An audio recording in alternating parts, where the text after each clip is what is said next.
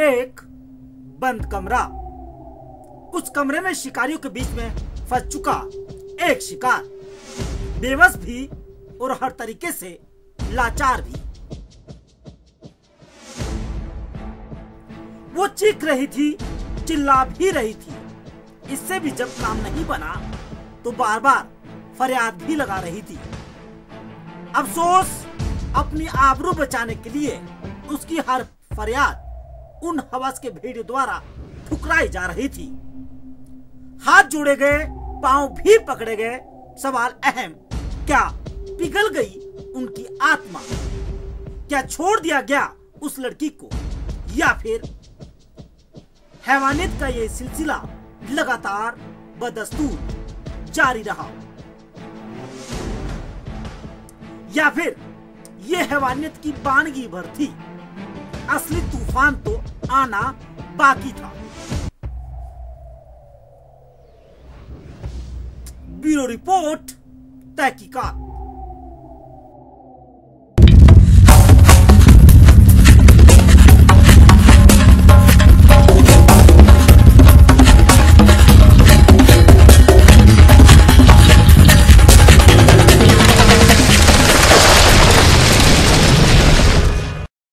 होशियार, सावधान, खबरदार, वो आ रहा है जुर्म की काली दुनिया का हर सनसनीखेज राज लेकर।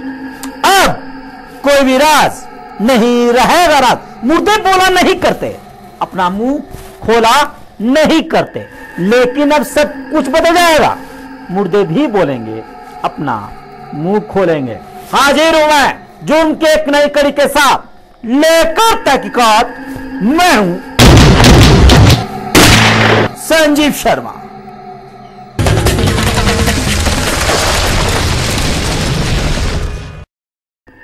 एक अंधेरी रात, और उस अंधेरी रात में अपने घर के अंदर अकेली एक लड़की।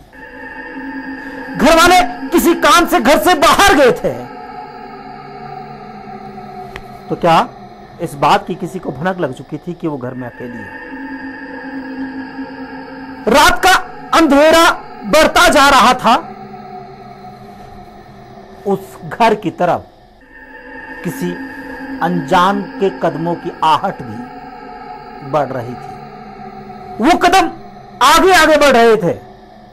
अचानक उस घर के दरवाजे से बाहर किसी की आवाज सुनाई देती है।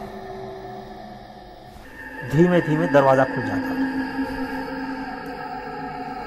लड़की ने जैसे ही बाहर देखा, पूरे 2 लोग थे। इससे पहले वो कुछ समझ पाती, उसे उठा लिया गया। क्या था मकसद? घर के अंदर दाखिल होने वाले लोग कौन थे? वो चाहते क्या थे? क्या अंधेरी रात और किसी के अकेलेपन का फायदा उठाया जाना था? आप खुद देखिए।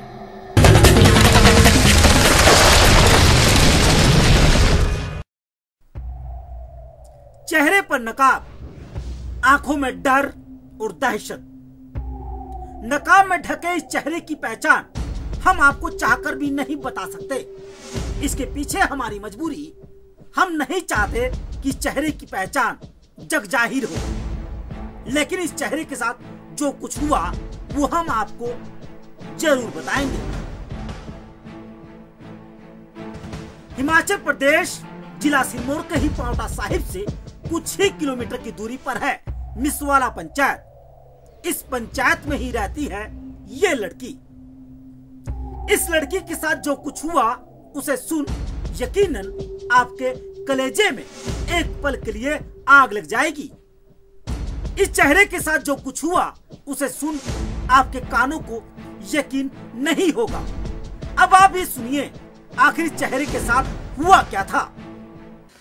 करीब 6 महीने पहले सोनी ने मुझे अपने घर बुलाया और ज़बरदस्ती मेरे साथ बलात्कार किया उसने और मेरी नंगी की तस्वीरें खींची और उस तस्वीर के उससे मुझे डराते बुलाया, धमकाते हुए बुलाता रहा और मैं जाती रही डरती हुई।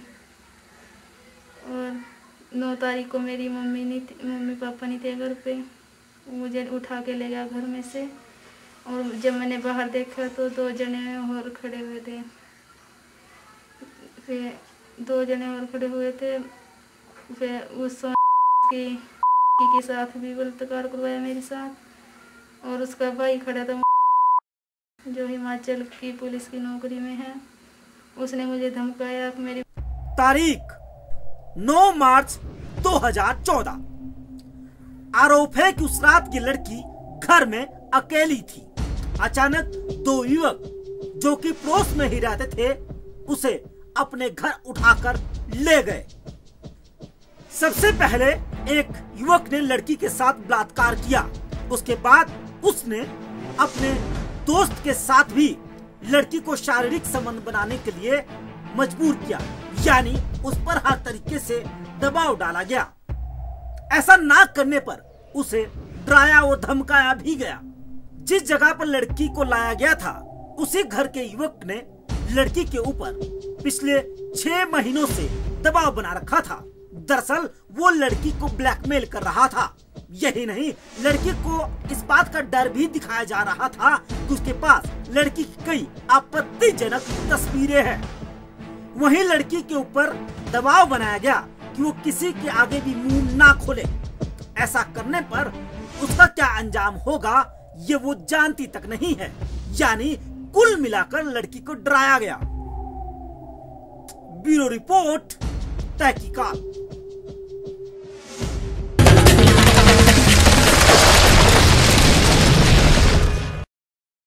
बताएंगे बहुत कुछ और भी।